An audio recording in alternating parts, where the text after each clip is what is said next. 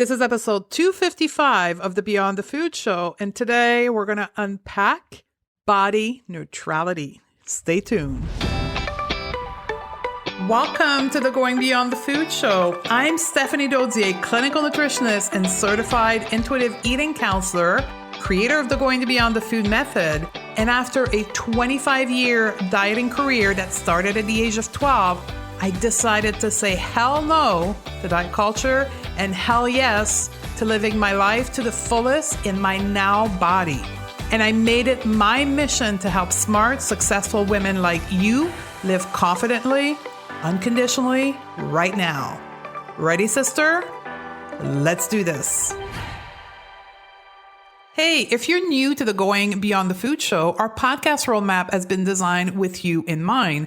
With over 250 episodes available to listen, it can feel overwhelming to know which episode to prioritize for you. The podcast guide answers the top 5 questions women have when they enter our world of going beyond the food to unlearn diet culture. To get your free copy of our podcast roadmap guide, head over to stephaniedozier.com/roadmap or use the hyperlink in the show note. I'll see you on the other side. Hello, sisters. Stephanie here. I have a story I want to get started with today. Some of you may have heard me share part of the story, but for most of you, this is going to be new. This is a story of a day that I remember vividly. I still have the image in my head. You have one of those moments in your life where you can close your eyes and see the environment you were in. And I see myself standing in the waiting room of my clinic in Toronto with a digital book in front of me. I remember the iPad, the old clunky iPad I had back in the days. That's like 6 or 7 years ago. And in front of me was my dispensary filled with supplements. And I was on the central table of the waiting area. It was dark. It was at night. I just finished a day of consultation.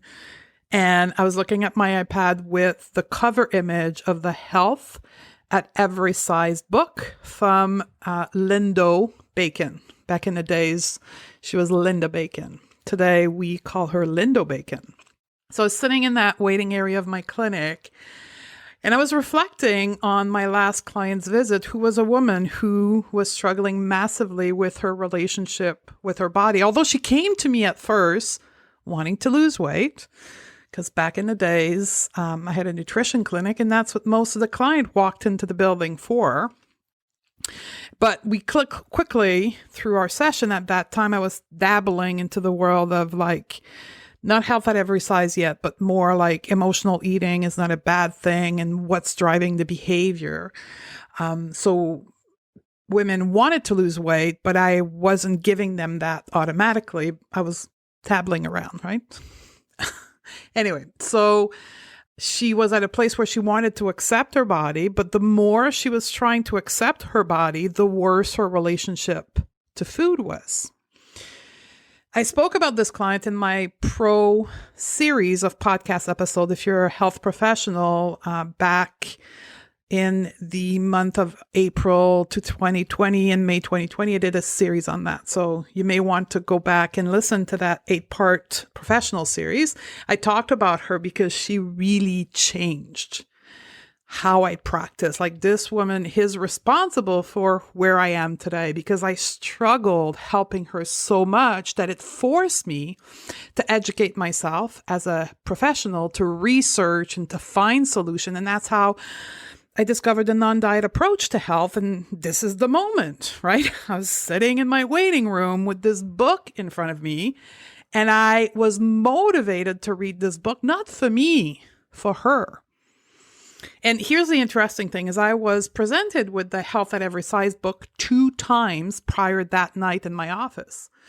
The first time was 2 years prior to that, and I refuted just reading the title of the book without even opening it. I was in the middle of a diet and I was working really hard at losing weight. And when I read the title, I was like, hell no, not doing this. This is impossible. And part of the reason why I had such a visceral reaction is because I was working so hard and my entire self-worth was wrapped up around my ability to lose weight. And little did I know, a few months after me refusing to read this book completely, I was going to spiral down in binge eating. But needless to say, I didn't open that book the first time. And then the second time, this book was presented to me from a colleague. And again, this time at least I opened it. Like I didn't refuse it altogether. I read a few pages and then I got to the part where Linda was talking about no longer dieting and allowing all foods and not labeling food. And I'm like, hell no. Why? Because at that point, I wasn't dieting. That's what I thought in my head. I was just not eating the bad food, right? The processed food, the sugar, the grain, the dairy, right? I'm not going to name what I was on, but you can probably figure it out. And my worth, although no longer wrapped into my ability to lose weight, it was wrapped around me eating better than others. Which, by the way, if you follow me on social media, in the first few weeks of September, I did a series on self-worth and righteous eating, and I had the greatest number of unfollow during those 10 days because it's really offending to people for me to say that our self-worth is wrapped around the way we eat when you're stuck in it. When you're in it and somebody puts that in front of you, you are offended. And that's what happened to me the second time I was presented with Health at Every Size. I was like, hell no, this is BS. I'm not reading this because I was offended of all the hard work I was putting into eating like righteously better than others. And this book was like saying that it didn't mean nothing. Like, no. So the third time was the right time. That's when I opened the book after this appointment with this client, and I read the book in 3 days. I saw my client in the book, and most important, I saw myself with every page. Every page was like, oh my God. And without my client, I would have probably not read the book. And this is the beauty of being a practitioner in this field, is that with every client interaction, you do your own work. And I posted about that for my Conquer and Thrive members in our program. And with every opportunity of teaching, it's an opportunity for me to do my work. And I'm very grateful for you, the listener of the podcast, my client, my student, because you're allowing me the space and the time to do this work. Anyhow, I digress here. That's the time when I read this book after the third opportunity to read it, that I discovered the concept of body neutrality. Body neutrality, and this is what we're going to talk about today, 7 minutes into the podcast for me to get to this, but the story was worth framing this discussion here. Body neutrality, for those that are not familiar with this, is a way to engage with our body. The goal of body neutrality is to dial down the enormous significance that's being given to physical beauty and attractiveness in our society. Particularly for women, the significance of our beauty as people identifying as women is what causes us to do all kinds of crazy things to, quote, look better. We wear makeup. We spend a ridiculous amount of time doing our hair. We spend enormous amount of money on anti-aging product. We cut our body for aesthetic surgery or for gastric bypass surgery. We effectively starve ourselves in order to look beautiful. And this is important to understand. If we didn't buy or engage into the importance of our beauty that the world places upon us, we wouldn't diet. We wouldn't restrict food if we didn't buy into the fact that our beauty was our worth into this world. Body neutrality goes beyond body positivity, for those who are familiar with that, in that it's not just about pushing back onto the beauty ideal of our time, which is what body positivity does. It challenges the beauty standard by putting forward diverse body types, size, and shape. Body neutrality, on the other end of the spectrum, pushes on all aspects of society's beauty standard. It pushes back on the complete concept that promotes beauty as essential, as consequential, as the ultimate accomplishment of a person's life, as a sign of their worth. Do you see the difference? So here's an example. Body neutrality will say, how I feel about myself has nothing to do with my appearance. Body positivity, on the other hand, will say, I feel good about myself because I know I'm beautiful at any size. Can you see the difference? There's nothing wrong with body positivity in which it leads you to accept yourself, but it still buys into the concept that you must be beautiful. And that's what's critical here. And that's why my client was struggling so much, because her version of making peace with her body, she didn't know at the time it was called body positivity, but that's what she was attempting to do.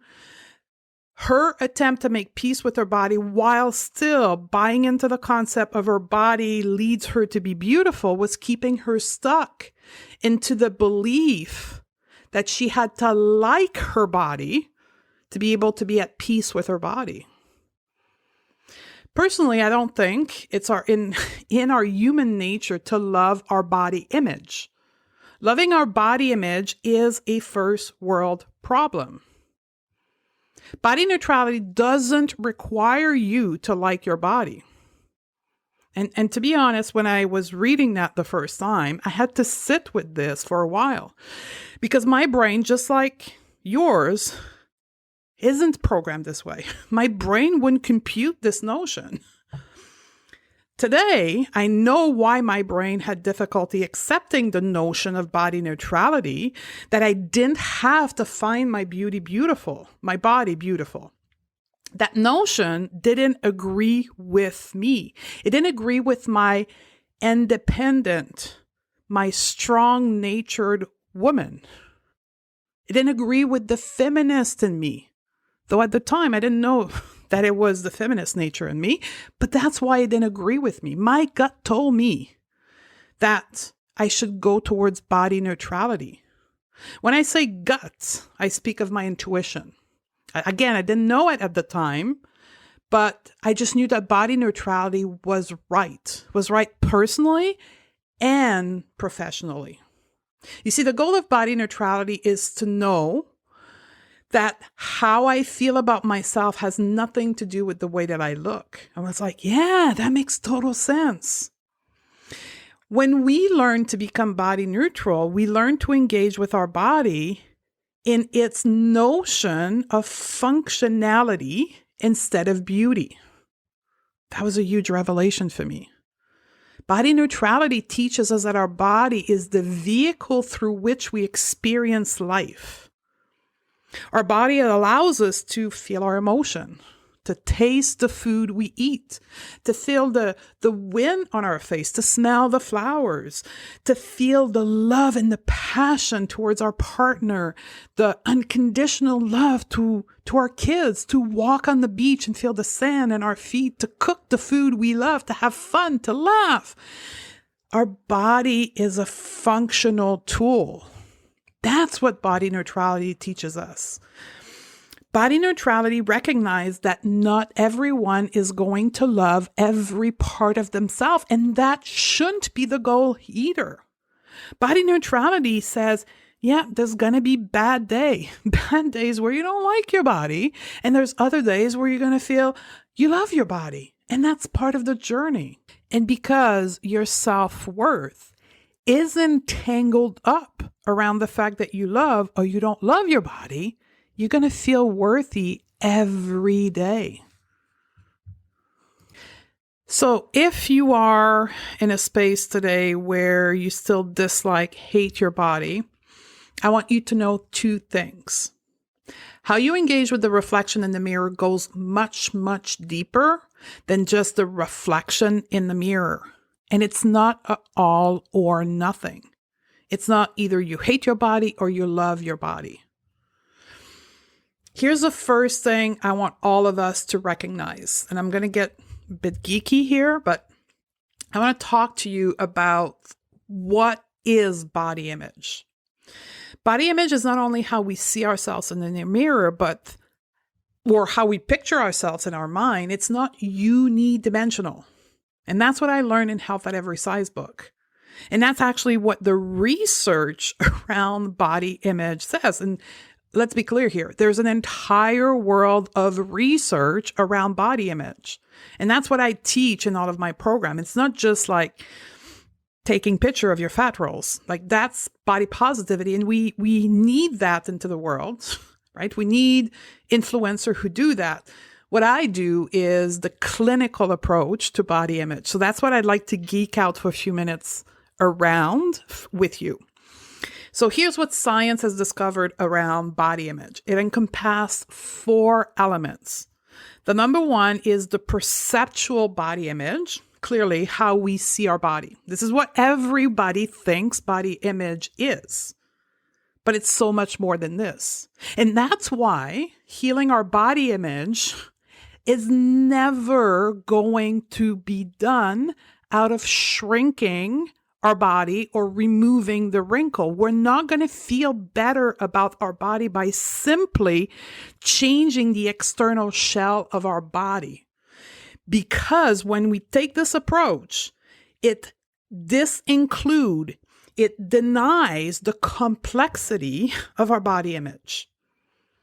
So here's the second part of body image that barely no one talks about, but that has to be included in your journey of changing the way you engage with your body or your body image. Cognitive body image.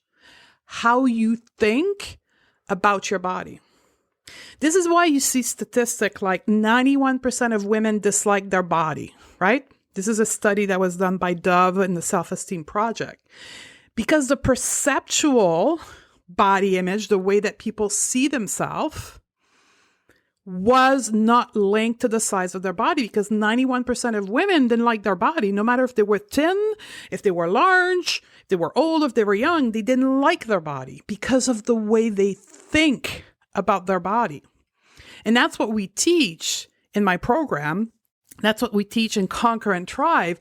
We talk about the notion of body self-talk, the narrative we have in our head around our body. This is why in Conquer and Thrive, we don't go into the world of body image the first 30 days. No. We do mindset work. We don't talk about food. We don't talk about body. We talk about what goes on between our 2 ears. And that's the missing element of most intuitive eating and body image program. We have to learn to manage our mind, sisters. That's the key to everything. But I digress. The third element of our body image is affective body image, how we feel about our body. Now, I'm going to sound like I'm repeating the same thing, but this is why mindset is critical, because the way we feel about our body is the outcome of how we think about our body. So shitty body image thoughts will give you shitty emotions about your body. Empowering body image thought will give you empowering emotion. It's like 1 + 1.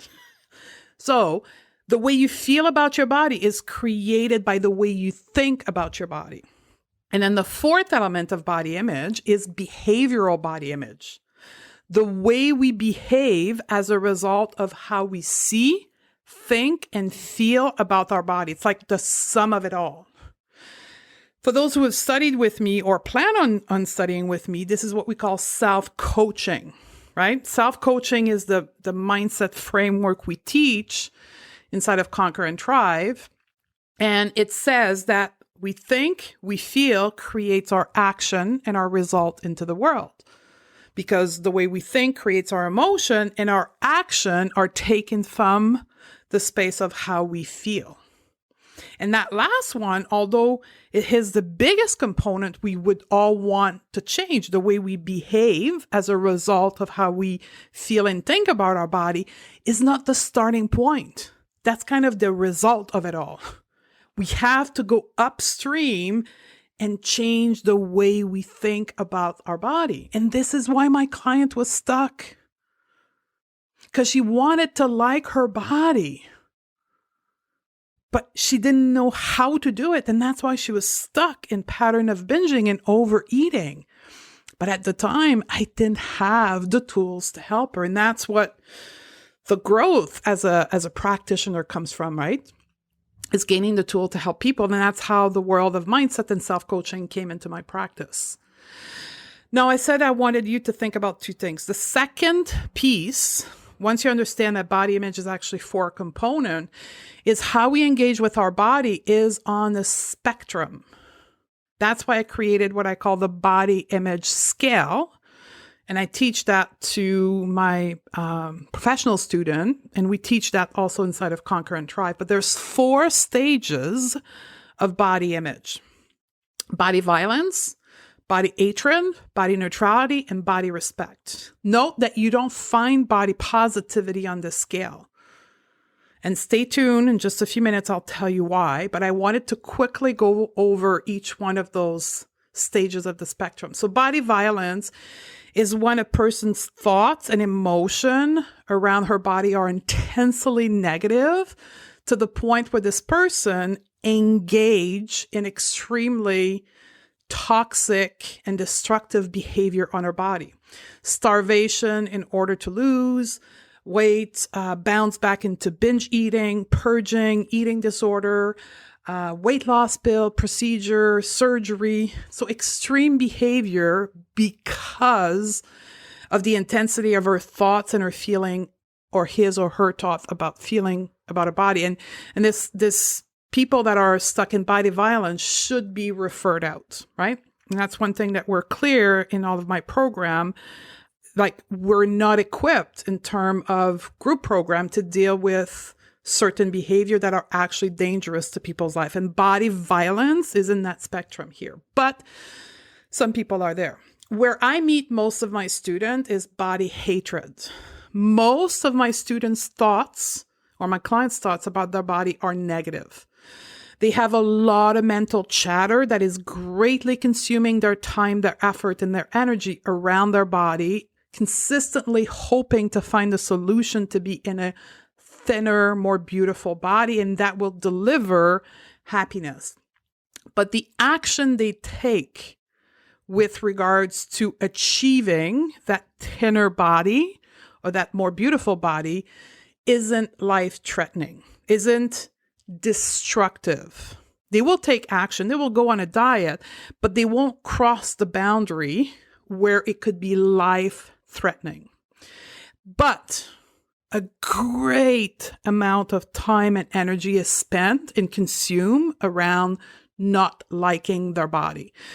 They will still diet and exercise, but again, not to the point where it could be a danger. And when you're stuck in body hatred, when you leave that space, you regain your life, because all this energy and this time spent on picking at your body and not liking your body is then applied to another spectrum of your life. The stage where what we talk about today, which is body neutrality, is when someone has most of their thoughts around their body from a neutral space. They engage with their body from a place of functionality instead of self-worth, right?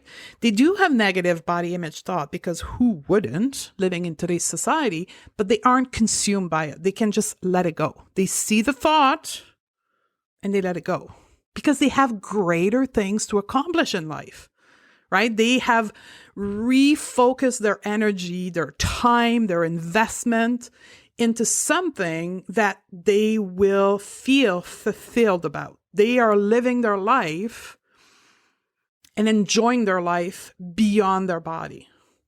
And then the last body image scale spectrum you can go into is body respect. Body respect is when you have all the element of body neutrality, and then you can appreciate your body. Note, I didn't say love your body. I said appreciate your body and engage with your body as if it was your best friend. You're committed to taking care of your body for the future relationship you will have together, right? It's literally like acting with your body as if it was your best friend. This is when people will transition themselves out of dieting and become an intuitive eater because that's the right thing to do for their body. Now, I said earlier that I didn't include body positivity on my body image scale because body positivity is a social movement. It's not a therapeutic approach to body image. The body positivity movement was born in the 1960s, along with the third wave of feminism, as a fat acceptance movement. It was never meant to be a therapeutic approach to healing our body image. It was a social movement, an activism movement that was actually born and entertained by Black women. The term body positive reemerged in 1996 with a psychotherapist and an individual who brought it into the world of eating disorder. And then in the 2010, with the growth of Instagram, again, body positivity as a hashtag for those familiar in the social media world was appropriated as a way of moving the dial. Again, started up by Black women, but here's the crazy thing. It was started up by the Black women and then adopted by white women, obviously white-skinned women, who appropriated themselves the term body positivity. And that's what we're seeing right now. So if you're doing hashtag body positivity, what you will see is appropriate fatness, right? So women that are, according to the standard of society, not too fat, that use the term body positivity as a way of, I want to say, ranking themselves on social media. It's not a therapeutic approach. It's a social justice movement. And that's why, for me, body positivity doesn't play into my world, because that's not who I am. That's not what I do, right? I'm not an activist. And that's why body neutrality to me is the best space to go into in healing your body image. So where are you on the scale? Like I said, most of the people that come to work with me are in the body hatred. They transition to neutrality, and then they aim to get to a space of body respect. So what happens when you move from body hatred to body neutrality? Not even talking about body respect here. Let's stay from moving from hatred to neutrality. What is the positive outcome of this? Well, number one, higher self-esteem. You learn that your worth as a woman, as a human, doesn't have to be earned, gained, or worked hard for. You are born innately worthy. That is a tremendous life-changing experience when you can get yourself there. Two, you stabilize your relationship to food, because food is no longer a tool to achieve beauty. You don't have to manipulate your relationship to food in order to feel worthy, aka to feel beautiful. You can let go of perfectionism, because you no longer have to be perfect to be worthy, or you no longer have to make up for your lack of beauty, aka your lack of worthiness, by being perfect and aka people pleasing. Anyone there? Right? A reduction in anxiety and depression. Like, it is clear in research that negative body image, or what the term called body dissatisfaction, is linked to anxiety and depression. And the more people are dissatisfied with their body, the more risk they have to experience anxiety disorder or depression. Here's another one that's very interesting.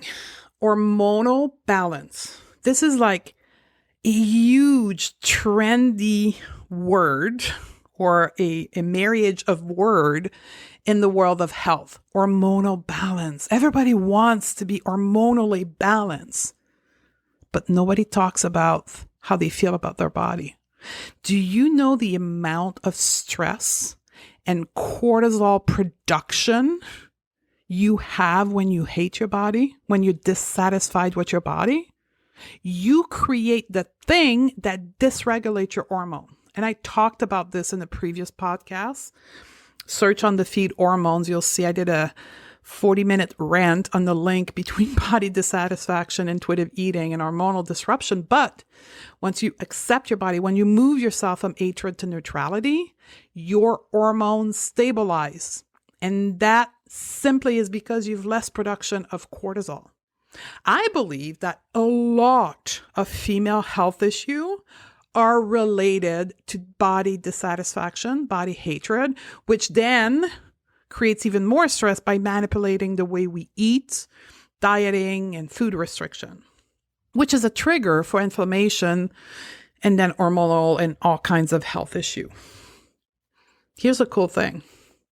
Becoming body neutral has no negative consequence. None. Now, I know some of you are probably thinking, well, Stephanie, if I become body neutral, I may gain weight. What are people going to say if I'm not trying to lose weight anymore? Yep, these thoughts will happen, but they're just thoughts. You can choose to entertain these thoughts, and that's what diet culture wants you to do. It wants you to see these thoughts, grab onto them, and keep repeating it to yourself. Because when you do that, guaranteed, you're going to stay into the cycle of diet culture. Or you could get some mindset tools. You can learn to manage your mind and say, hell no to these thoughts. What if I gain weight? No, I'm not going to entertain you. What are people going to say? No, I'm not going to entertain you, and saying hell yes to your own liberation. That's what body neutrality does with these thoughts, because body neutrality forces you to learn to manage your mind. And that is true power. Liberation of you as a woman in modern society will only come as a result of you learning to manage your mind and get yourself out of where society wants you to get stuck, which in our case here is diet culture. If that's you, if you're ready to say hell no to diet culture and hell yes to body neutrality, I would love to meet you inside of Conquer and Thrive, connect the dots for you, teach you self-coaching, and watch you liberate yourself. So join us inside of Conquer and Thrive. I love you, sister, and I'll see you on the next podcast. Hey you, if you enjoy listening to this show, you have to come and check Conquer and Thrive. It's my monthly coaching program that comes with expert courses that will show you exactly how to take this life-changing work and apply it into your own life. We teach you how to change your mindset, eat intuitively, and master body confidence. That you've decided to stop dieting today or years ago, Conquer and Thrive will help you take this knowledge deeper into real life practices. It comes with access to me as your coach and my team of experts. Join us by simply going to www.stephaniedodier.com/join. I can't wait to meet you inside our Conquer and Thrive community. I'll see you on the other side.